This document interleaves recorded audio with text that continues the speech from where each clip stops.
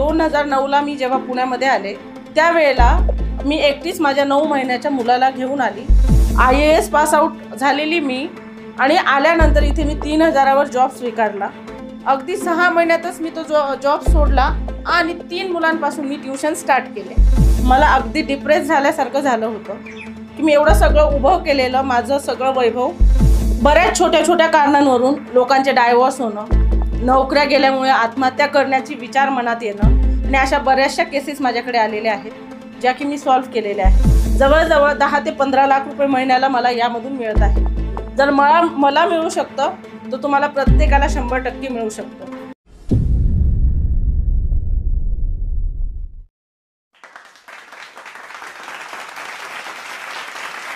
एखादी गोष्ट जर तुम्ही मनापासून करण्याचा प्रयत्न केला किंवा मनापासून मागितली तर हे सगळं ब्रह्मांड तुम्हाला ते देण्या वाचून राहत नाही, तुम्हाला वेगवेगळ्या संधी आणून देण्या वाचून राहत नाही। नमस्कार मित्रांनो, मी लाईफ हीलर कोच कविता। मी न्यूरो लिंग्विस्टिक प्रोग्रामर आहे, बिझनेस ग्रोथ कोच आहे आणि मनी माइंडसेट कोच आहे। परंतु हे सगळं करण्याआधी मी एक टीचर आहे, प्रिन्सिपल आहे आणि एक आई आहे। 2008ला मी 2009ला मी जेव्हा पुण्यामध्ये आले त्यावेळेला मी एकटीच माझ्या 9 महिन्याच्या मुलाला घेऊन आली with my mother in law. कारण हजबंड डॉक्टर आहेत, त्यांचं क्लिनिक होतं, लगेचच काही ते सोडून येणं शक्य नव्हतं आणि मग तिथून माझी स्ट्रगल स्टार्ट झाली। IAS पास आउट झालेली मी आणि आल्यानंतर इथे मी 3000वर जॉब स्वीकारला कारण मला माझं ध्येय पूर्ण करायचं होतं। IAS एक्झाम क्रॅक करून सुद्धा पुढे मी माझ्या बेबीमुळे करू शकले नाही आणि ते स्वप्न मला तिथे सोडावं लागलं। परंतु मी तिथे हार न मानता मला काहीतरी समाजासाठी करायचंच होतं आणि त्यामुळे मग मी एका टीचरचा जॉब स्वीकारला आणि तो जॉब करत करत मला असं वाटलं की मला जे पोटेन्शियल वर्क करायचं आहे ते यामध्ये मला दिसत नाही आहे। अगदी 6 महिन्यातच मी तो जॉब सोडला आणि 3 मुलांपासून मी ट्यूशन स्टार्ट केले। बघता बघता 100 झाले, 150 झाले, आज माझ्याकडे 500+ स्टुडंट्स आहेत आणि ज्या वेळेला मी ह्या मुलांना शिकवत होते त्यावेळेला मला असं कुठेतरी जाणवलं की जी आपली ही पुढची पिढी आहे या पिढीमध्ये जे एज्युकेशनचा फ्लो असायला हवा तो नाही आहे। 10वीच्या मुलांना जर मला फोनिक्स शिकवावं लागत असेल तर काय आपली पिढी घडणार आहे किंवा कसे मुलं हे घडणार आहेत। आणि मग मी खूप विचार केल्यानंतर मी 2018ला शाळा सुरू केली आणि 6च महिन्यानंतर कोविड आला आणि सगळं पूर्णपणे स्टॉप झालं। ज्या वेळेला सगळं पूर्णपणे स्टॉप झालं त्यावेळेला मला अगदी डिप्रेस झाल्यासारखं झालं होतं की मी एवढं सगळं उभं केलेलं माझं सगळं वैभव डाऊनफॉलला चाललेलं आहे। परंतु परत मी खचून न जाता नव्याने उभारी घेण्याचा प्रयत्न केला आणि माझा तो प्रयत्न सक्सेसफुल झाला। मला अगदी हार्ट ऑफ द सिटी जागा मिळाली जिथे मी परत माझी स्कूल सुरू केली आणि कोचिंग क्लासेस स्टार्ट केले। ज्या वेळेला मी सुरू केलं त्यावेळेला माझ्याकडे मालकाला द्यायला 5000 रुपये सुद्धा नव्हते जेव्हा मी रिस्टार्ट केलं, कारण सगळंच भाडं वगैरे आम्ही घरातनं भरलं होतं आणि तिथे माझ्या सगळ्या सेविंग्स संपल्या होत्या। कारण कोविड हा थोडका नसून 2 वर्ष कंप्लीट होता, सगळ्या सेविंग्स आमच्या संपल्या। त्यानंतर मी ज्या वेळेला विचार केला की आपण हे सगळं शिकलेलो आहोत, लॉ ऑफ अट्रॅक्शन मी त्यावेळेला पण शिकलेली होती, सगळं अप्लाय करत होती, पण आपण म्हणतो ना की ज्या वेळेला संकट येतं त्यावेळेला आपल्याला अजून काही दिसत नाही, आपण अजून डिप्रेस होत जातो। परंतु मी एका शांत जागी बसून विचार केला की आपल्याकडे सगळं असून आपण का शोधत फिरत आहोत।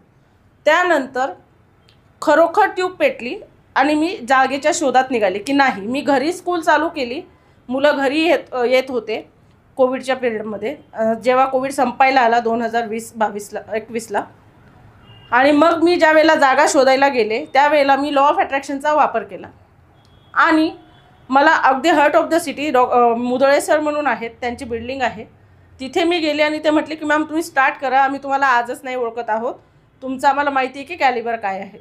आणि त्या देव माणसाने माझ्याकडून फक्त पहिलं जे पेमेंट होतं ते 5000 रुपये स्वीकारलं 4000 स्क्वेअर फूटच्या जागेला।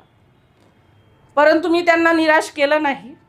एका महिन्यातच माझ्याकडे 200 ते 250 मुलं यायला लागलीत, परत शाळा सुरळीत सुरू झाली आणि सगळ्या गोष्टी मार्गी लागल्या।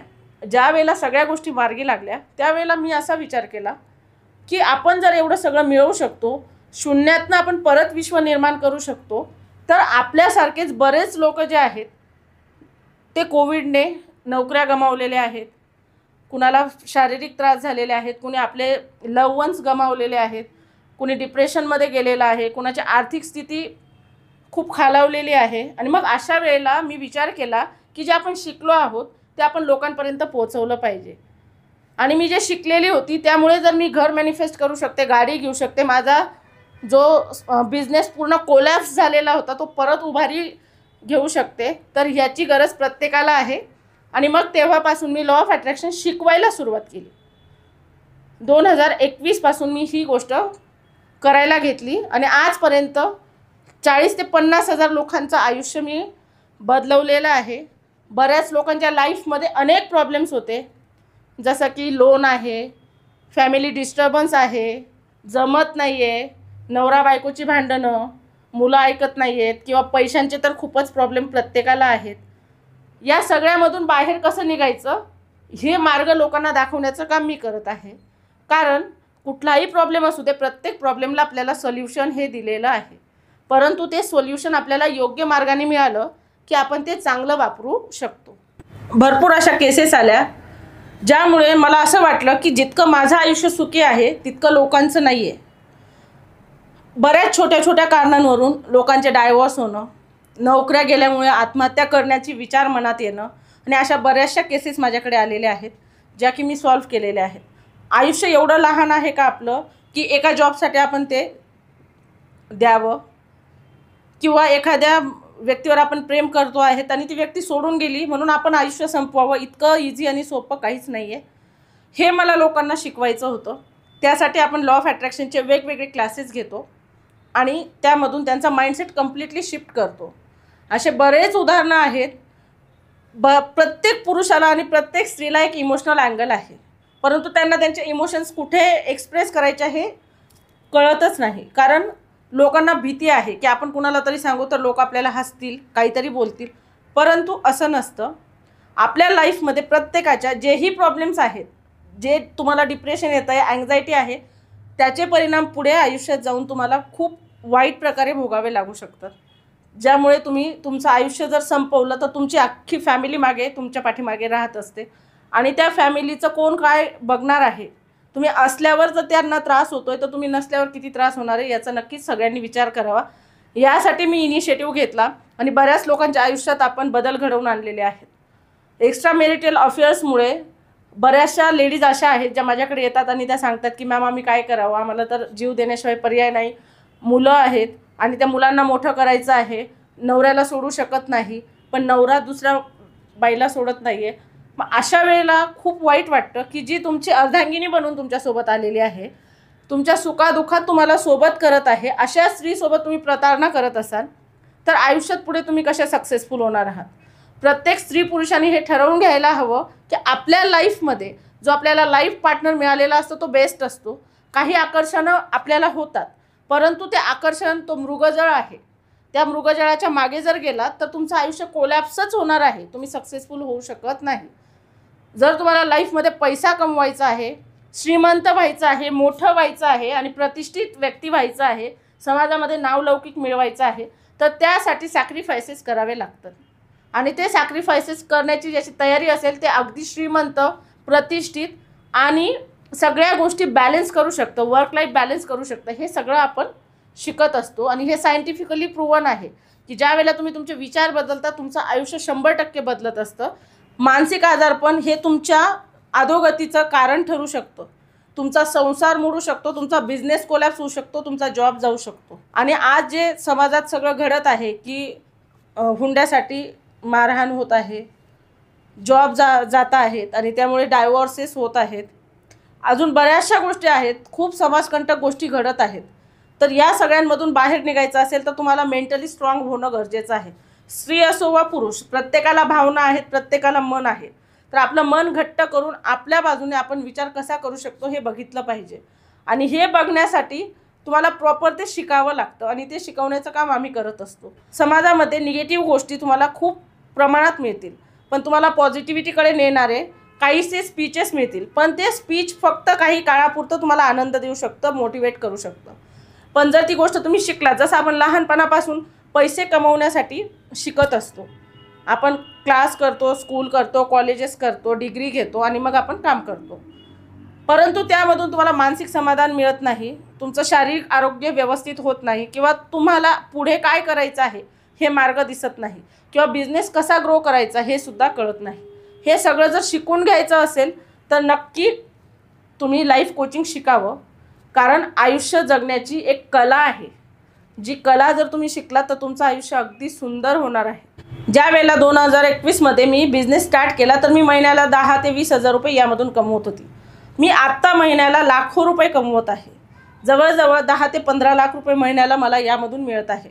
जर मला मिळू शकतं तर तुम्हाला प्रत्येकाला 100% मिळू शकतं. मी पण हाडामासाने बनलेली व्यक्ती आहे. मीही तुमच्यासारखी शिकूनच पुढे आलेली आहे आणि ते सगळं शिकवायला मेन म्हणजे मी तयार आहे. मला 100 लोकांकडे गोष्टी शिकाव्या लागल्या, तुम्हाला माझ्याकडे सगळ्या गोष्टी शिकता येणार आहेत. आणि जर तुम्ही ते केलं तर तुम्ही एफर्टलेसली मनी गेन करू शकतात, प्लस सगळ्यांच्या ब्लेसिंग्स घेऊन, सगळ्यांचे आशीर्वाद घेणं आणि सगळ्यांसोबत मिक्स होऊन त्यांच्या इमोशन समजून घेऊन त्यांच्या आयुष्यात बदल घडवून तुम्ही पैसे मिळवणार आहात. यापेक्षा मोठी संधी अजून काहीच नसू शकते. तुम्हाला सुद्धा जर माझ्यासारखे पैसे कमवायचे असतील एफर्टलेसली आणि लोकांचं आयुष्य घडवायचं असेल, लोकांच्या आयुष्यात आनंद आणायचा असेल, आपल्याही आयुष्यात आनंद आणायचा असेल आणि ते 9 to 6चा जॉब स्विच करायचा असेल, या वेळेच्या बंधनातून बाहेर निघायचं असेल तर खूप मोठी संधी तुमची वाट बघत आहे.